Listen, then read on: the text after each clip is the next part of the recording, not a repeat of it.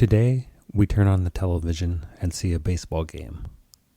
We see a batter at the plate wearing a helmet. We don't think anything of it. And if we did, we'd think, of course he's wearing a helmet. It makes perfect sense. And yet baseball existed for more than 100 years before helmets became mandatory. When we think about helmets on baseball players, we think, if he didn't have a helmet, something bad might happen. Well, a long time ago, something bad did happen. Ray Chapman died in 1920, the only recorded fatality in Major League Baseball. This event led to many obvious changes, and some unforeseen changes that have altered the game forever.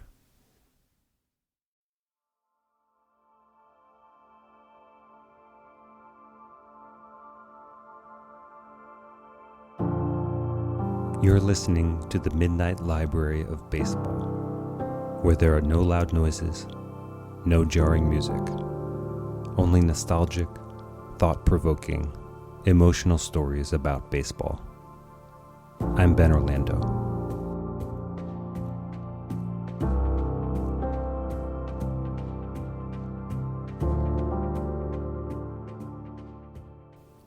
There are three main characters in this story in 1920. Ray Chapman, shortstop for the Cleveland Indians, Carl Mays, the Yankee pitcher at the time, and baseball itself. 29-year-old Ray Chapman was planning on retiring, which would have made 1919 his final season. But his friend and teammate, Tris Speaker, convinced him to stick around for one more season. It was August, a gray, overcast day at the Polo Grounds in New York. Ray Chapman was having a good season, batting just over .300. He stepped up to the plate and took his stance.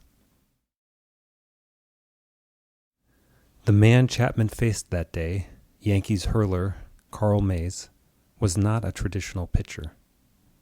Mays was known as a submariner because he released the ball low and from the side of his body. Players sometimes commented on having trouble picking up the ball from Mays. This was the case with Ray Chapman, who did not see Mays' first pitch, or at least he did not see it well. Mays threw the ball high and inside, and it struck Chapman on the left side of his head. The only protection between Chapman's head and the ball was a thin cloth baseball cap. The sound of the ball striking his head was so loud, players standing nearby thought the ball had made contact with Chapman's bat. Almost immediately, Chapman crumbled unconscious to the ground. To get an idea of the difference between baseball today and baseball in 1920, when Chapman fell to the ground, the umpire turned to the stands and shouted for a doctor. There were no trainers on the teams, no medical protocols, no safety gear, except for some catcher's equipment. Two doctors eventually made their way down to the field, and over some time they were able to revive Chapman, who struggled to his feet but was unable to talk. An ambulance arrived and took Chapman to St. Lawrence Hospital. He died the next day. In 1920, there were no helmets of any sort, but this was just one problem that led to Chapman's death. It was a long-running custom in baseball to intimidate with the ball. This could mean a pitcher throwing at a player to push him off the plate. If a player hit a home run his first time up, the pitcher who gave up the home run might attempt to hit that same player the next time up. And then, of course, the other team's pitcher might return that favor as retribution, hitting the other team's player. Aggressive, dirty play was accepted, even encouraged, and if there was a face to this culture, it was Carl Mays, the Yankee pitcher on the mound that day. Carl Mays was notorious for doing whatever he needed to do for a win or a strikeout. And umpires said no one scuffed a ball more or resorted to trickery more than Carl Mays. In 1917, Mays led the American League in hit batsmen with 17. When Chapman died, people were outraged with Mays, but they tolerated his behavior up to this point. He was just doing what he always did. The aggression was one aspect of Mays's repertoire. The other was ball scuffing. For a long time, pitchers knew that when you rubbed the ball against the pavement or rubbed spit or tobacco juice on it, you could change the way the ball moved through the air. Another consequence of scuffing or rubbing spit on the ball was that you made the ball harder to see. It's difficult enough to follow the trajectory of a ball moving 80 to 100 miles an hour. Now imagine how much harder it would be if the ball blended in with the background. To add to this problem, teams would use one baseball for an entire game, maybe longer, so the ball would get dirtier and harder to see as the game progressed. It was not nighttime when Chapman got hit, but it was overcast and gray, and a dirty ball could still be hard to pick up, especially coming from a low release point from a submarine pitcher. By 1920, spitballs had already been banned, but 16 players who depended on the spitball for their livelihood were grandfathered in, meaning they were allowed to continue to throw the spitball until they retired. Ray Chapman's death did not change this arrangement. However, umpires began replacing balls whenever they started to become discolored, in an effort to let hitters see the ball as well as possible. But again, those spitball pitchers continued to scuff the ball until the last of them retired in 1934. His name, I kid you not, was Burley Grimes. Still, the exchanging of old balls for new balls made a huge difference, and ultimately led to the end of the dead ball era. You might be asking right now, what is the dead ball era?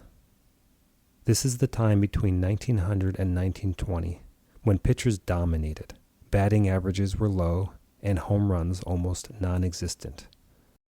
For example, there was a man named John Baker, who was called John Home Run Baker. Baker led the league in home runs every year between 1911 and 1914, with, in order, 11, 10, 12, and 9 home runs. In 1918, Babe Ruth led the league with 11 home runs. A few years later, Ruth would set the record with 60. One reason cited for the huge advantage to pitchers during this period was their ability to doctor the ball by scuffing it on concrete or rubbing spit or juice into the ball, which also made it harder to see. Additionally, by never replacing the ball, it became battered and softened, meaning it wouldn't jump off the bat like a new ball. It wouldn't go as far. After Ray Chapman died, pitchers could not manipulate the ball nearly as much. Also, batters could see the ball much better. And newer balls were harder and jumped off the bat, meaning less reaction time for fielders and more home runs. Between 1900 and 1920, the most home runs in a season was 630 in 1920. Before that, it was 514. So that's 630 and 514. In 1921, that number jumped to 937, then 1,055 in 1922. That number has progressively grown each decade since. To give you some context, in 2019, there were 6,776 total home runs, compared to 514 in 1919. It is true that there are many more teams today, 30, compared to 1919 when there were only 16. But even if you cut the number in half in 2019, that's still 3,300 home runs compared to 514 in 1919 and 630 in 1920. But how did Chapman's death affect the introduction of batting helmets? By 1920, there had been a few attempts to incorporate protective headgear. Frank Mogerich patented the first headgear in 1905, described as an inflatable boxing glove worn on the head. If you go online, you can see pictures. A few years later, Roger Bresnahan, who was knocked unconscious by a pitch, created a leather helmet something like the football helmets at the time. But players were reluctant to wear anything that would add weight or possibly detract from their manhood. After Ray Chapman's death, his Cleveland teammates began experimenting with head protection.